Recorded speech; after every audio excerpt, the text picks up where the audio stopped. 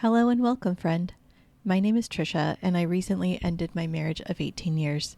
As a newly solo, middle-aged person in a small Midwestern community, I found myself somewhat adrift with so many questions for friends and family. But what they all boiled down to is this: how do you solo?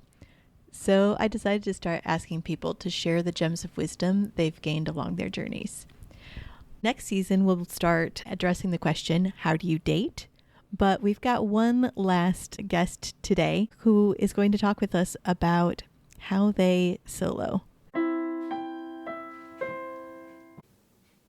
This episode's guest is Gretchen.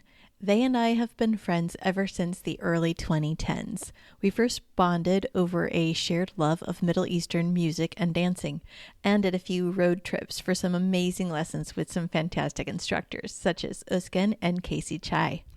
Gretchen is someone who has lived in a few diverse places, and as you'll hear, she has had quite an epic career and personal journey. But I am so glad they landed near me because I deeply appreciate spending time with her. And yes, her adorable puppers too. Let's get to it. Gretchen, welcome to How Do You Solo? I'm so happy to have you here today. I would like to start with just asking if you could tell us your story. My story. Oh boy. I have lived in a number of places in my life, but most of my growing up years were in Minnesota, a very small farming community. And then here in Indiana, which has been the place that I have lived the longest in my whole life, which is kind of crazy to think about. I'll just say that my life was, in terms of career wise and hopes for my personal life, was on a very different track to where I am now. I had initially planned on becoming a youth pastor and then switched to being a therapist, and neither of those ended up being what I wanted to do with my life. And I kind of landed as a grocery manager at a food co-op. And so that's kind of fun. I had totally planned, hoped, I guess more hoped than planned on, doing the typical family, get married, have kids, all of that. And that is not the case. I have been solo for the majority of my life, with a couple relationships, only one long-term relationship in my life. Yeah. I was going to ask about that sort of career switching thing because Yeah. I also did that, and like, how was that for you? And also, I wonder sometimes, like, how would it have been different if you'd been doing the whole like 9 yards family life thing, and also like trying to make that switch That is a good question. I mean, financially, I would have assumed that it would have been an easier just switch. because there's like two incomes kind of thing. I mean, that would have been the expectation, or I think that would have been, yeah, the ideal is that we would have had two incomes. And yeah, it would have been tricky to navigate going down to one income, but like, yeah, to go from one income to nothing for a little while Yeah, was kind of terrifying, yeah, but it was absolutely necessary. My mental health was suffering dramatically working as a therapist in that particular job. So I needed something different. And then the working at the co-op was kind of a random thing. It was supposed to be temporary until I got myself to a better emotional place to go back into therapy. And what I discovered is that I really loved working at the co op, and doing therapy was okay. yeah, But yeah, I loved working at the co op. And so it ended up being that what I loved took precedence. yeah. I really love that because I remember that story arc, and I do remember just how drained you were from the therapy work and stuff like that. And then when you found the co-op and started getting into that, it was just like a night and day like experience. I love that. So leading into that, what are some of your workday routines, rituals, highlights? Well, most work days, I wake up and stay in bed and snuggle with my dog Pippin until I'm going to be late for work. And then I get up, get ready really quickly, and then I go to work. So my work times vary depending on the day because of the variety of what I need to do for my job. But generally, the routine is pretty much the same as far as like getting up, going to work, and then when I come home, typically, unless it's really nasty weather, I take Pippin for a walk, which has been good for both of us. Yeah, And evenings depends. Most of the time, I tend to spend my evenings watching TV and playing games on my phone, and paying attention to Pippin's needs. But there are other evenings where I have things planned with friends or like scheduled like group activities or things like that. Yeah. And a lot of it depends on my energy level sure. and how much I've expended at work versus how much I have left over to for other people and for myself, Yeah. for my home stuff. Yeah, that makes sense. What are some of your weekend or non-working day routines? Most of the time, I spend my weekends or non-working days lazing about. It's not necessarily what I Restoring your want energy, your want to drained do with battery. my time. Yeah. Yeah. I have lots of uh, goals for creating more of a home with my house than it is. But, that takes energy Yeah. and time and planning. And sometimes money even. Yeah, yeah, right. Yeah, no kidding. But I do have some regular things. Like once a month, I go and play poker with a bunch of guys, which we've been playing poker for many, many years. I don't even know when we started, but that's pretty fun. And I can take Pippin with me. Usually, if I can take Pippin with, I'm going to talk a lot about her. Yeah. I do. Because I hate leaving her alone as much as I do already. But yeah, but if I have energy, I'll try and spend some time with friends. Yeah, or usually there's like lots of activities going on around town, and as much as I can, I like to get involved in those. Yeah. I like that. Okay, so you talked a little bit about like yeah, sometimes like getting together with friends, but I want to think of it as sort of like in the framework of like connection, whether hmm that's, in person or not. Like how and in what ways do you like cultivate connection?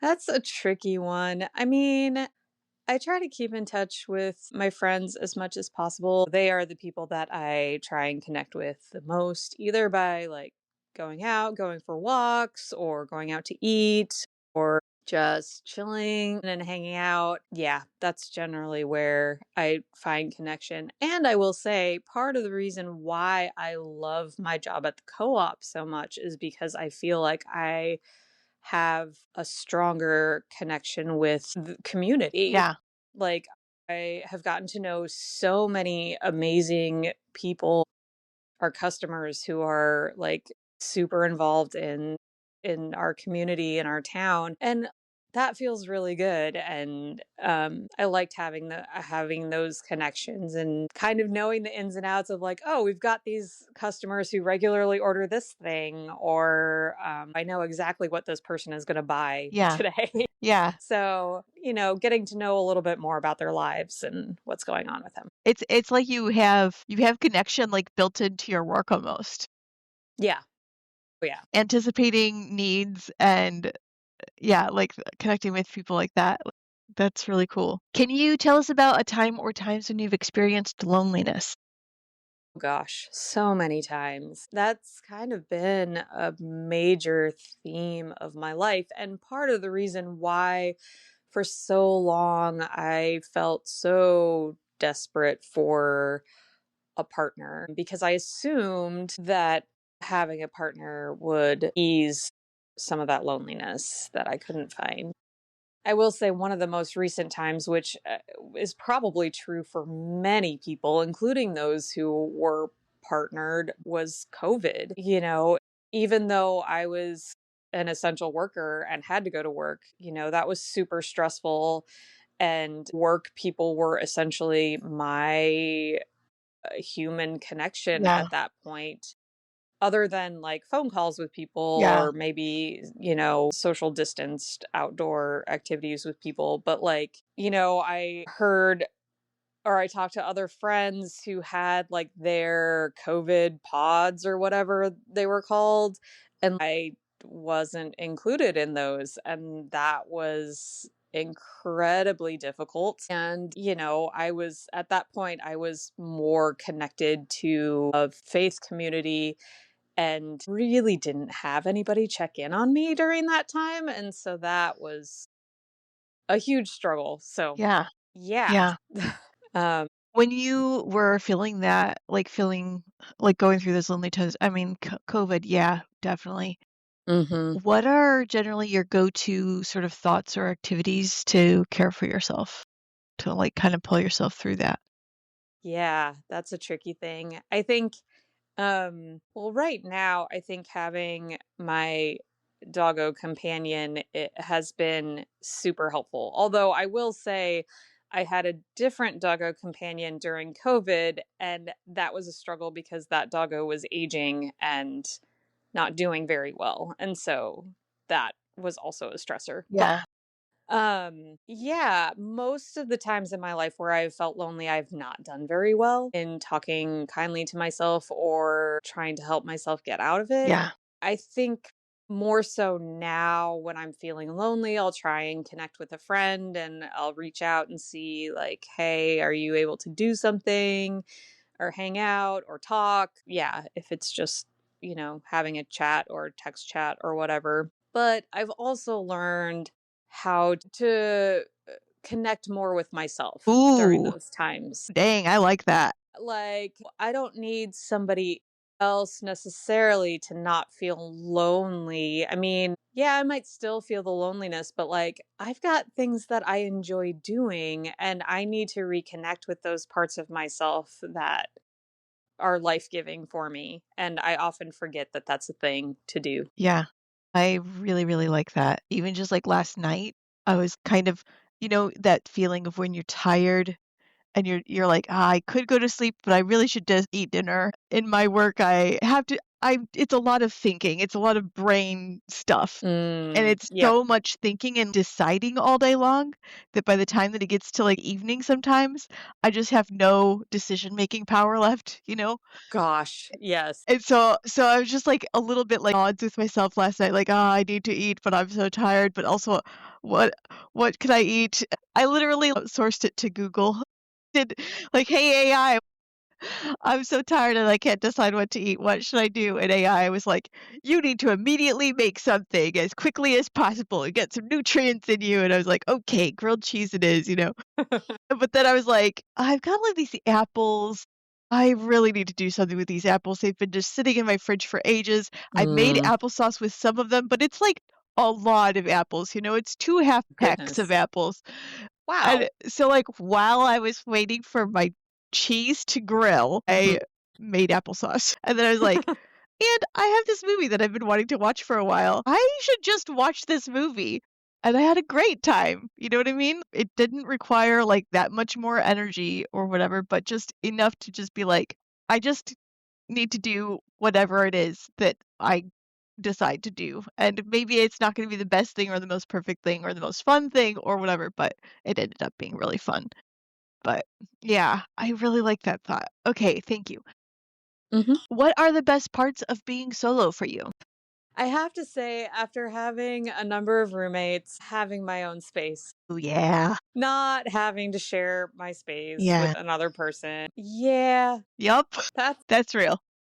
it's so real. Yeah, I think there's something to like having to navigate that shared space and figuring out like how to have a home together with somebody, but yeah, I have so very infrequently lived by myself that I think just having this space to be my own is super helpful. And I like not having to have my own this has been my big theme with relationships, the internal pressure that I put on myself to be considerate of another person without acknowledging my own needs Yeah. as much, or like I kind of temper my own needs when I'm with another person. And I like having the ability just to say, no, this is what I need and I'm going to do it. And I don't have to, pressure myself into doing or not doing something for another person. Yeah. I really like that. So we're gonna imagine that you were given a chance to go back in time and visit yourself in some of your hardest moments, days or weeks, whatever those were. Hmm. First, can you share a little bit about what was the hard thing? Like, what were you feeling back then? And then also, if you could go back in time and give yourself some encouragement, what would you say or do? Yeah. So a lot of my hardest moments were around like, how do I form any sort of relationship? That's always been a struggle of mine, is not knowing like really how to begin friendships. I'm pretty good once I'm in a friendship or a relationship, but it's the starting point, knowing how to but also like sometimes the difficulty of like being in a relationship and kind of losing myself, cuz as like I said before, like I tend to focus more on the other person than I focus on my own needs. So I think honestly what I would love to go back and tell the younger me who was so depressed and so lonely and longing for like relationship is figure out who you are.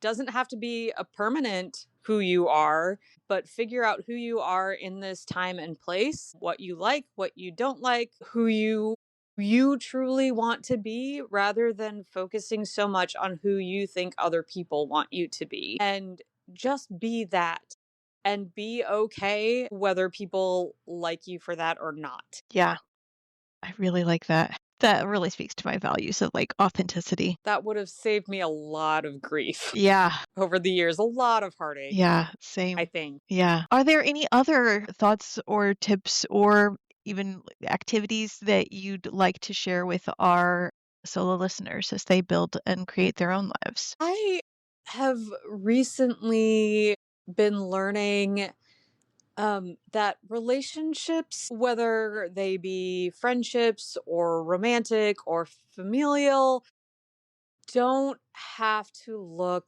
a specific way.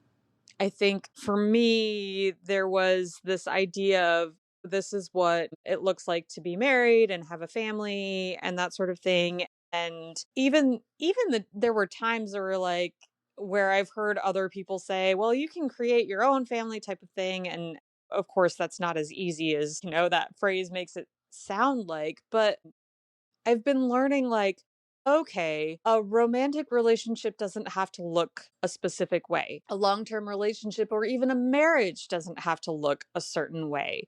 Like, you can be fully committed to another person and plan on having that last, the rest of your lives. Yeah. But you don't have to choose to share all of your finances. You Yes. don't have to choose to live together. Granted, sometimes that's more economically feasible, but like you don't even have to sleep in the same room. I mean, like, there are other ways of doing this thing called relationship that don't necessarily look like what the societal expectation is of it. Yeah. Yeah.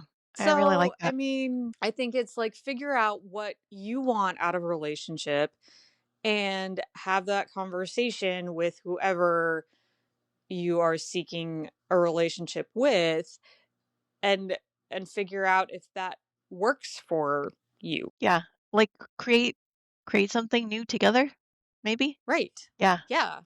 And if that person is the person that wants all of the traditional things, maybe that's not the right person, or Right. like, but it's just like a sense of like evaluate as you go kind of Right. thing. Yeah. That I really like that. Yeah.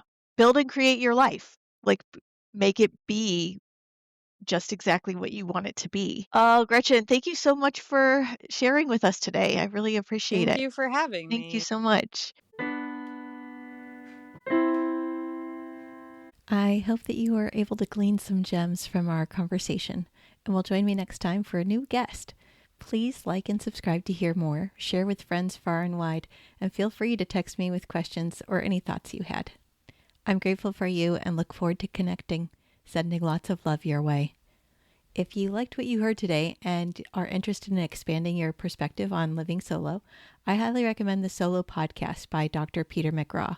How Do You Solo is produced, edited, and designed by me, Tricia Blosser. Special thanks to my guest, Gretchen Krause.